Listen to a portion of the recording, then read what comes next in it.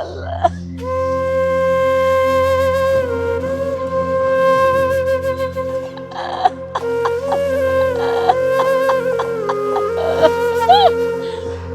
আল্লাহ, টাকা, আমি তো টাকার জন্য বসি না।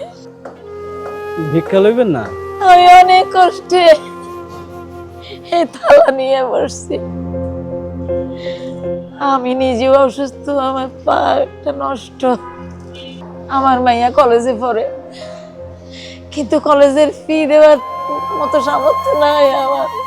আজকে শেষ তারিখ, মাইয়া যদি পরীক্ষার ফি জমা দিতে না পারে, আমার মাইয়া পরীক্ষা দিতে পারবো না।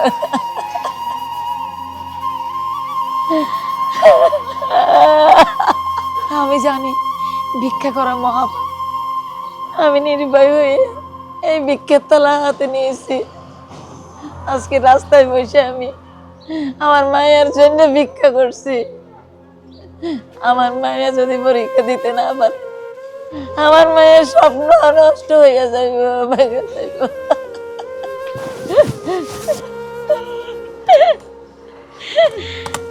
হে আল্লাহ,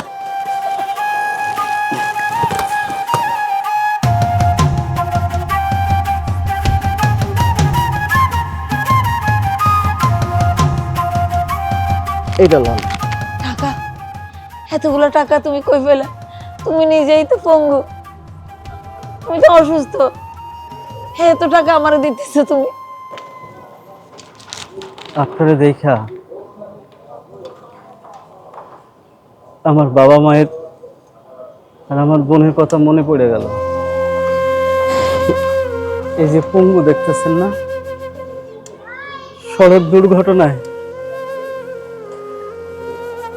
আমার জীবনের সমস্ত সুখ শান্তি আনন্দ সবকিছু শেষ হয়ে গেছে। আমার চোখের সামনে আমার মা, আমার বাবা, আমার বোন পড়ে গেছে গা। আমিও পঙ্গু হয়ে গেছি। যে আল্লাহ যদি ওই দিন আমার নিয়ে নিত, আমার কোনো কষ্ট থাকতো না। এই যে গাড়িটা কইরা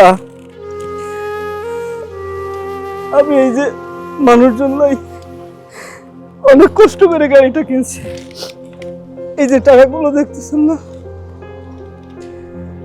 এই টাকাগুলো এই যে গাড়ির কিস্তির টাকা, 5,000 টাকা জমা দিতে হইব। আপনারা দেখে আমার মনে হয়েছে আমার মা যেন কাঁদতেছে। আমার বোনের পরীক্ষার এই যে ফিটা আমি ভাই হিসেবে দিতেছি। আর যদি আমার বোনটা বেঁচে থাকতো, আমি তো ভাই হিসেবে তাই করতাম না। এই যে কিস্তির টাকা এখনো 2-3 দিন বাকি আছে, আমি কষ্ট করুন দিন রাত পরিশ্রম করে আবার এই যে কিস্তির টাকাটা আমি জমা দিব। কিন্তু এই টাকাটা যদি আপনি নেন, আমার অনেক ভালো লাগবে, আমার আত্মার শান্তি লাগবে, মনে হইব যে আমি আমার মনের দিতেছি। আপনি লন, এই টাকার মধ্যে অনেক বড় স্বপ্ন, আমার বোনের স্বপ্ন পূরণ হইব। লন আপনি। দোয়া করি বাবা, তোমার জন্য অনেক দোয়া, অনেক দোয়া। তুমি সুস্থ হয়ে যাও, আল্লাহ যেন তোমার সুস্থ করে দেয়। দেখেন, আল্লাহ আমার মনে রে মস্ত বড় ডাক্তার বানিয়ে আসি। আসসালামু আলাইকুম। তুমি অনেক ভালো থাকো বাবা, অনেক ভালো থাকো। আল্লাহ, আল্লাহ তোমার সুস্থ করে দেয়। আসি।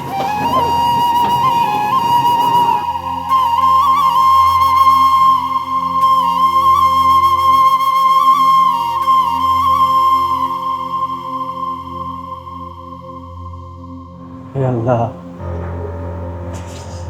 তুমি সব কিছুর মালিক আল্লাহ। আল্লাহ, আজকে একজন অসহায় মারে দেখলাম আল্লাহ, একজন বোনকে দেখলাম আল্লাহ। আল্লাহ, এই দুনিয়া আমার মা বাবা কেউ নেই আল্লাহ। আল্লাহ, তোমার কাছে দুহাত জোড় করে অনুরোধ করি আল্লাহ, বোনটার স্বপ্নটা পূরণ করে দাও আল্লাহ। আল্লাহ, তারা তুমি বুঝতে থাকতে পারো আল্লাহ। আল্লাহ, তুমি মেহেরবান আল্লাহ। আল্লাহ, তোমার কাছে দুহাত জোড় করে অনুরোধ করি আল্লাহ, তুমি আমার বোনের স্বপ্নটা পূরণ করে দাও। বুঝতে পারো থাকতে পারো।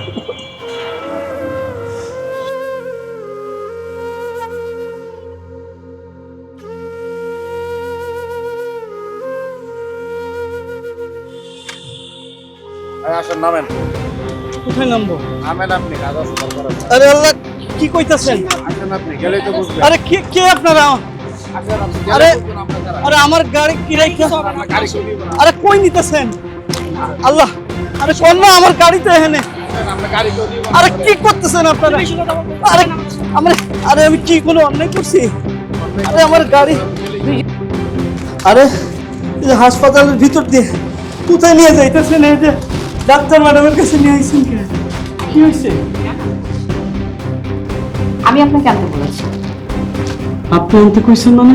হ্যাঁ, কারণ আপনি অনেক বড় একটা অন্যায় করে ফেলেছেন, যার কারণে আপনাকে এখন বিশাল বড় একটা শাস্তি দেওয়া হবে। আমি এবার কি অন্যায় করছি ম্যাডাম?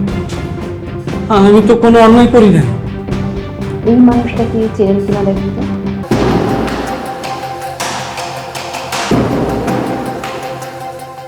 না তো। আমি বলছি, আপনি যে এলাকায় অটো চালাতেন, ওই এলাকায় মোড়ে বসে একটা মহিলা ভিক্ষা করত। আমি তখন কলেজে পড়তাম। ওই দিনটা ছিল পরীক্ষার ফিস দেওয়ার লাস্ট দিন, কিন্তু আমাদের কাছে টাকা ছিল না, তাই আমার মা খুব কান্না করছিল। ঠিক সেই মুহূর্তে আপনি আমাদের পাশে দাঁড়িয়েছিলেন। আপনার সহযোগিতায় আজকে আমি ডাক্তার হতে পারছি। আপনি যদি ওই দিন সহযোগিতা না করতেন, তাহলে আমি ডাক্তার হতে পারতাম না। আপনি ডাক্তার হয়ে গেছেন?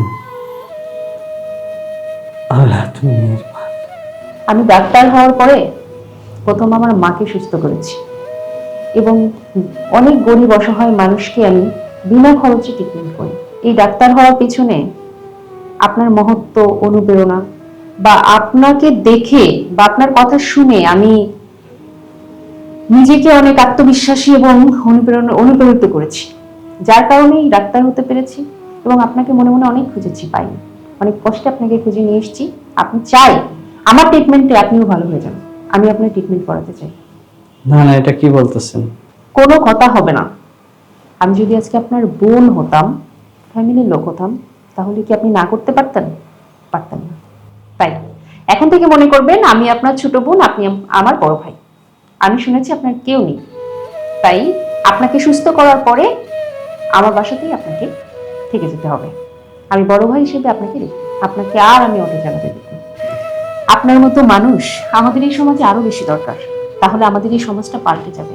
তাই আমি মন থেকে আপনাকে একটা সেলুট করতে চাই।